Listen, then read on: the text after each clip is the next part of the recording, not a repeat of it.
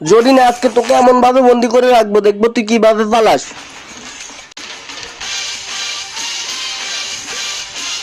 Sir আপনাদের parcel চলে আসছে।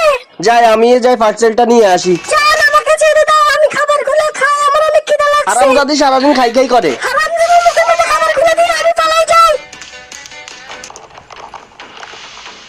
দেখছুনি হারামজাদি কামটা করলো কি, আবারই পালাই যাইতেছে। আজকে তোর 12টা বাজে দিব। ওরে মারে মাথা ডাক্তার শেষ, বান্ধবী আমি মাফিসে ধরে রাখছি, তুই পালা। জরিনা তুই যদি তোর বান্ধবীরে বাঁচাইতে চাস তাহলে এখনই এখানে আয়।